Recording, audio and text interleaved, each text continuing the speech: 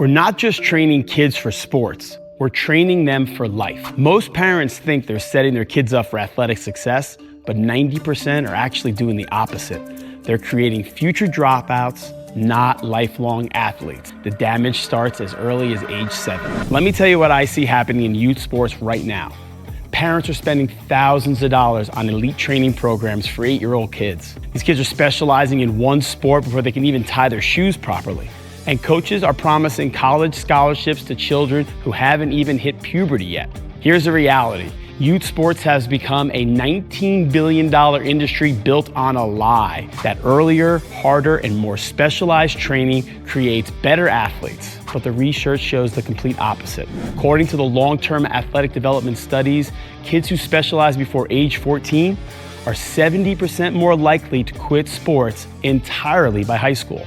Now, we've been training youth athletes for years, and I can tell you, the parents who get this part right, their kids just dominate in sports. They become the adults who thrive in everything they do. The ones who get it wrong, their kids are burned out, injured, and hate exercise by age 13. Now, that's not just my opinion.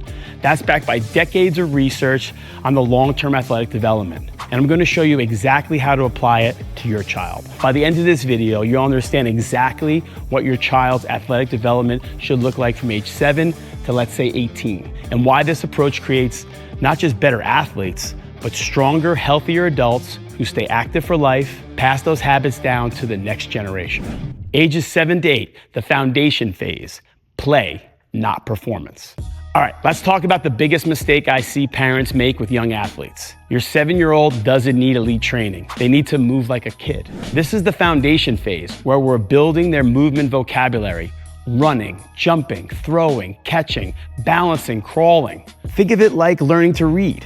You don't start with Shakespeare, you start with the alphabet. We start with variety over specialization. That's the trap that most parents fall into. They see their kids show some natural ability in soccer, and suddenly they think, time to get serious. Time to find the best coach, the most competitive team, the most training sessions. But here's what the science tells us. Studies show that kids who develop fundamental movement skills early have better athletic performance and lower injury rates throughout their entire athletic career. We're literally building the neural pathways that will serve them for life. We have a parent who comes in here worried because their 8-year-old kid wasn't keeping up with the other kids on their travel soccer team. The kid was struggling with the basics and coordination, couldn't move for more than a few seconds, and never really learned how to crawl properly as a little kid. So instead of more soccer drills, we spent literally 3 months just playing. We crawled like bears, hopped like frogs, threw tennis balls at targets, and played in a lot of different ways without a soccer ball in sight. 3 months later, that same kid not only was keeping up with his teammates, but they were leading them. Why? Because we built the foundation first.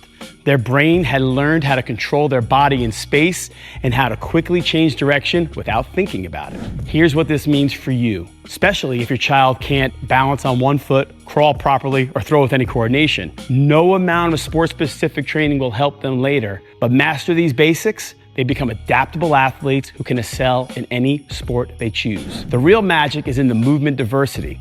When kids play different games, climb different obstacles, and move in different ways, they're building what we call a movement vocabulary. The bigger their vocabulary, the more athletic they become. Ages 9 to 12, the building phase, structure meets fun. All right, now let's unpack what happens when this kid hits ages 9 to 12 range. This is when they start to add structure, but here's the key. It's still built around fun and variety.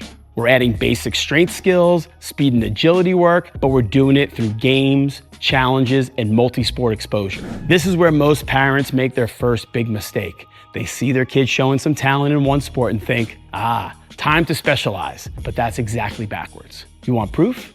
Look at Tom Brady. He played football, baseball, and basketball through high school. How about Pat Mahomes? Football, baseball, and basketball. Serena Williams, tennis, but also track and field, gymnastics, and dance. The pattern isn't a coincidence. The science backs this up completely.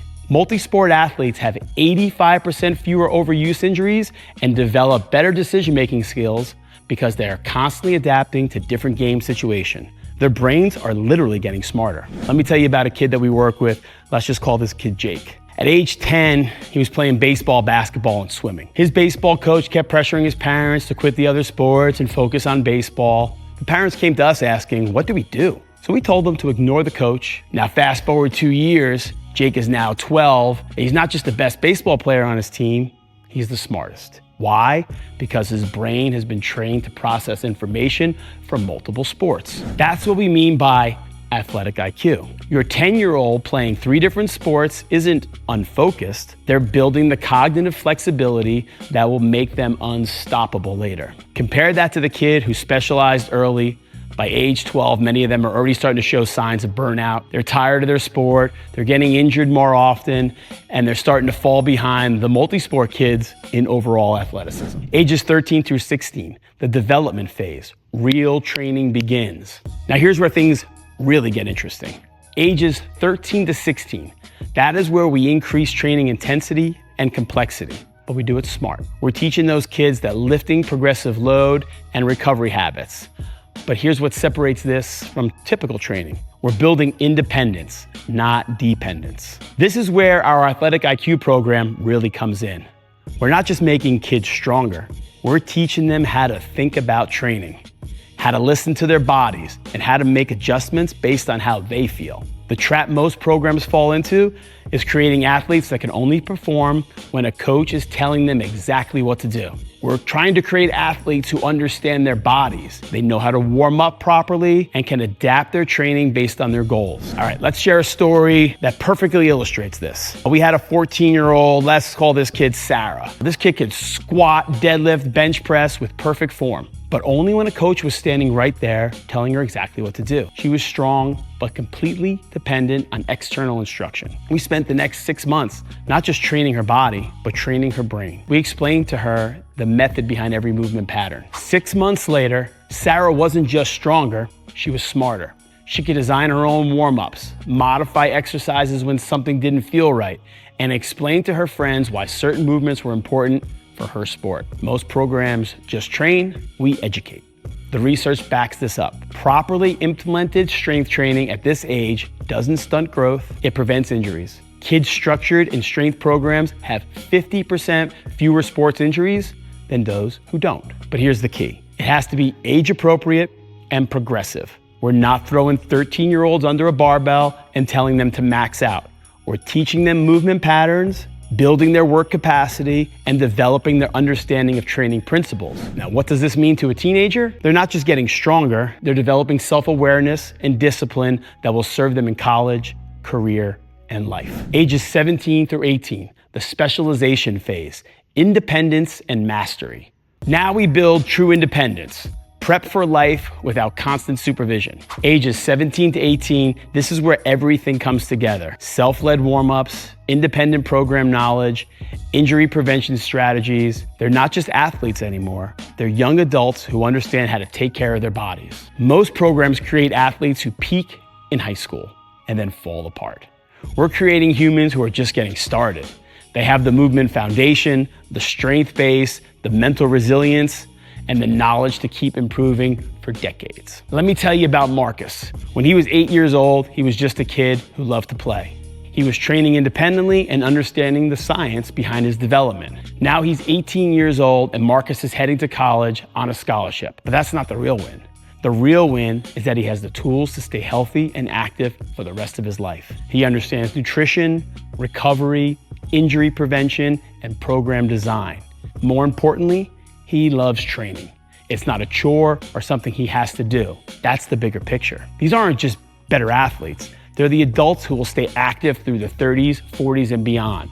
They're the parents who will pass these habits to their own children. That's how we create a healthy population. The contrast is stark. Traditional youth sports create athletes who are completely dependent on external motivation and who associate exercise with pressure and performance. Our approach creates humans who move because they love it, who can adjust to any physical challenge, and who see training as self-care. not punishment. Let's unpack why this approach works when everything else fails. We reinforce lifelong athleticism over short-term performance. Healthy, active adults are the ultimate win. Every decision you make about your child's training is either building towards a lifetime of health and activity, or it's creating someone who will be sedentary by age 25. The compound effect is incredible. A child who develops this way doesn't just become a better athlete, they become more resilient, more confident, more adaptable in everything they do. Physical training becomes mental training. The athletic development becomes human development. Think about it this way. When your child learns to overcome challenges in training,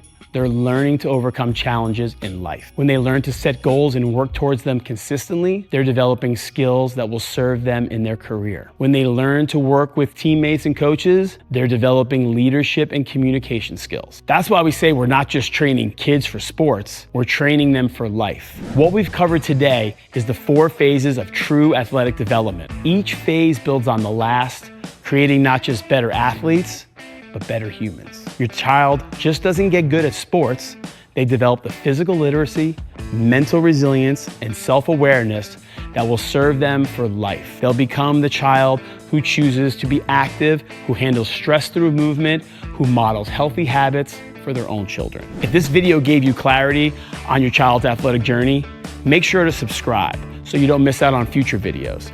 Each one is designed to help you raise not just better athletes, but stronger, healthier kids for life.